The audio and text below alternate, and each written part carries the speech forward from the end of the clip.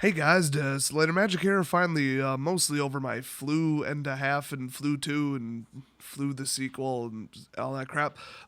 Just wanted to leave a little update because there was a card that was supposed to be in my Candy Cane Raceway deck, and I forgot to put it in there.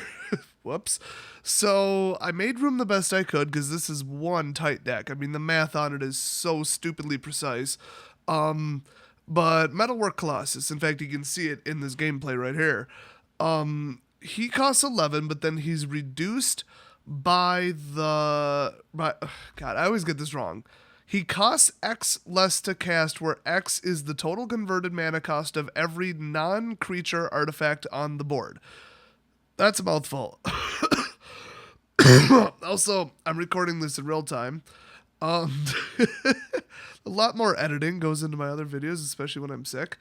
So, if I were to drop, aerial modification onto my boat, okay, now that one that I used to cast it does not count for the Metalwork Colossus because now it's a creature.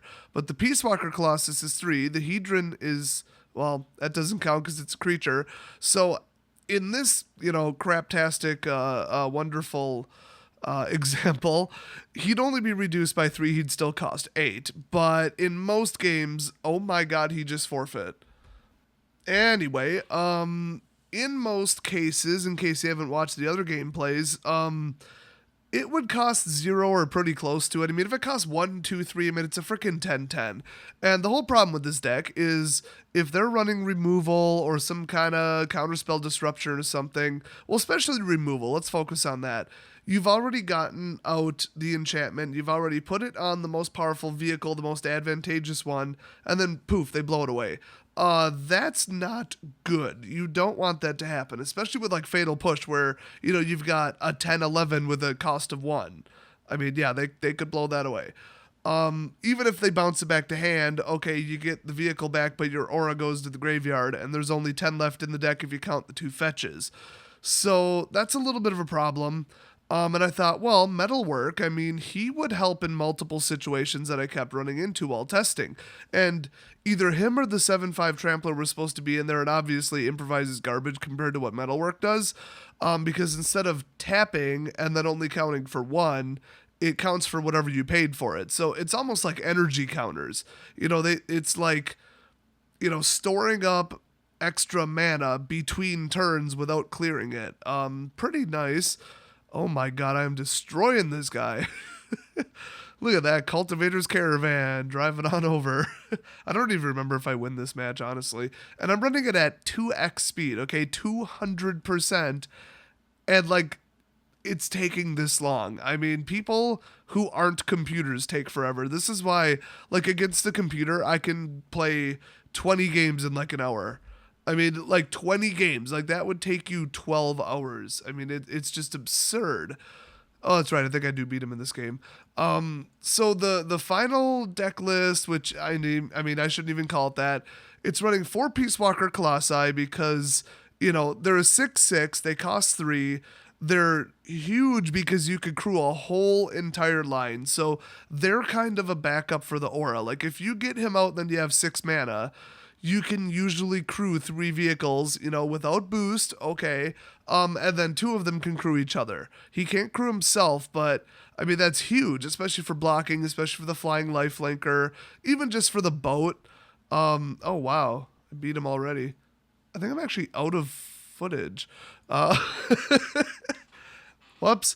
So you can see the deck works. I mean, it won probably half the games today, which is a lot lower than what it was before. But considering what I was up against, it was just nothing but control decks. And if it wasn't a control deck, I won basically every single match. So, look at your local meta, base it on that. But the Colossi stayed, had to have 4. I went down to 1 Sky Skiff, which if you could get a hold of 3 Heart of the Kirans would be 0 Sky Skiffs. Then there's 2 Metalwork Colossi. I really, really wish it was 3. I mean, words cannot describe how much I wish it was 3 because he's that powerful. He's all in one. So usually if somebody has to burn a removal on him, which, keep in mind he'd be tied for the boat for the most, damaging creature And the boat's obviously harder to get out. It would be the best vehicle with the best aura. Not very likely. So a 10-10 coming at you when you may have quite literally paid 0 for it. You have nothing invested in it, and then you probably drew into it with Sram. There you go. I mean, it's perfect. I need to put one more in, and I tried it without a Hedron Crawler, but then I kept coming up short when it came to ramping up to the 5 cost. So if I started the game with a 5 cost, it would take way too many turns to get to the 5 cost aura. So the Dreadnought obviously had to stay at 4. Cultivator's Caravan at 4 because it's ramp and it's a vehicle. That's why I'd pull Hedron instead. Open the Armory is what I shrunk down to 3 to put one Metalwork Colossus in. Actually don't remember what the other thing was that I pulled. I don't know. I'm looking at it. I have no idea. Obviously not land unless it was. How many planes would... No, 5-9. I'm pretty sure 5944 is what it was. I don't know. So I just thought, well, with the Metalwork Colossus, I technically need one less aura. Okay, I guess, Plus, open the Armory doesn't trigger Sram, so that's why I finally made the final determination there. And then 4 Srams because, I mean, come on, it's like 2 for 1 card draw. You have to have it.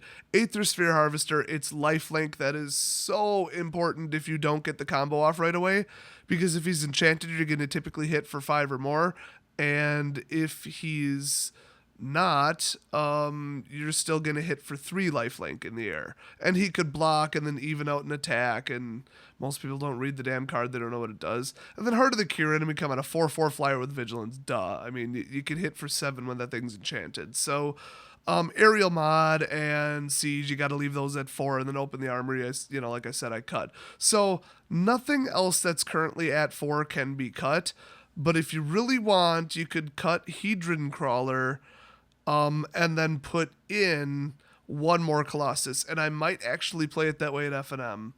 I don't think people are running as much removal as they are online at my LGS, but you can play that by ear.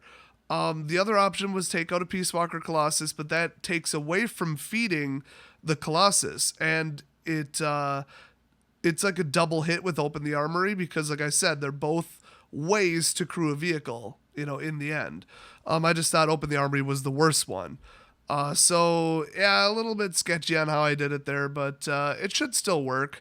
And if you want to go instead of 3 Heart of the Kirans, just go 3 Sky Skiffs, no problem. If you want to go 2 Sky Skiffs and then 4 Metalwork Colossi with 1 Hedron pulled, not the end of the world either. So, it's doable. Plus the Hedron, when you pull it, the Hedron doesn't help pay for the Colossus at all. So if you think about it, it's doable. You could probably make it work with 4 Colossi, and I feel like it would work, but with 4 it might show up in your opening hand, although I know mathematically it'll happen 44 to 45% of the time, or 48 or something like that. So that's a tough call, but if you look at it, it's like, what would you possibly drop in favor of another card? Nothing, so that's all the further the math has to go. The only thing that could be adjusted then after that is the land ratio, because the importance of cards is properly tiered. It's stuck at 60, which, yes, if you're running a combo deck, run at 60. 61 would be a disaster. And I don't know, the land percentage is good, considering you really have to race to 5 as quickly as possible.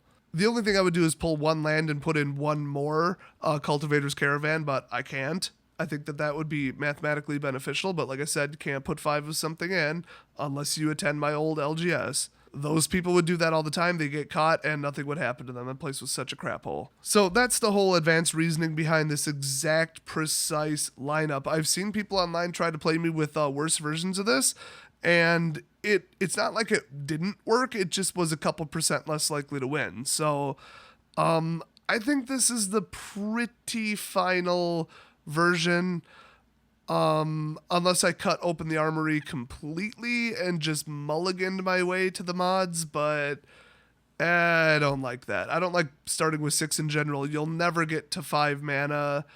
I mean, it would have to be God's gift to a mulliganed hand. That just doesn't happen.